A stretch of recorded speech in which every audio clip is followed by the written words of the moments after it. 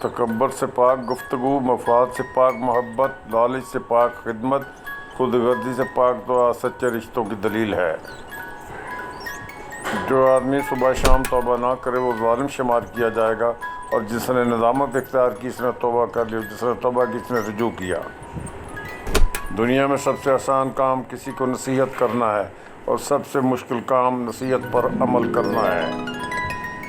دولت، رتبہ اور اختیار ملنے سے انسان بدلتا نہیں، اس کا اصل چہرہ سامنے آ جاتا ہے۔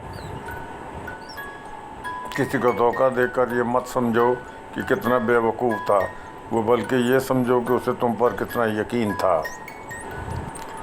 حد میں رہنا اللہ تعالیٰ کی بڑی نعمت ہے۔ پانی حد سے بڑھ جائے تو طوفان بن جاتا ہے، انسان حد سے بڑھ جائے تو شیطان بن جاتا ہے۔ خود کا دوسروں کے ساتھ مقابلہ کرنا چھوڑ دیں۔ سورج ہو یا چاند، اپنے اپنے وقت پر سب چمکتے ہیں۔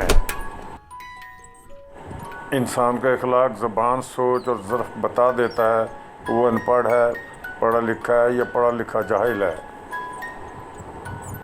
اور جو اللہ کی یاد سے غافل ہوتا ہے تو ہم اس پر ایک شیطان متعین کرتے ہیں، پھر وہ اس کا ساتھی رہتا ہے۔ روئے زمین پر اکثریت میں ایسے لوگ ہیں جو دکھ، تکلیف، اذیت، فریب، دھوکہ تو انسانوں کو دیتے ہیں اور معافی اللہ سے مانگتے ہیں۔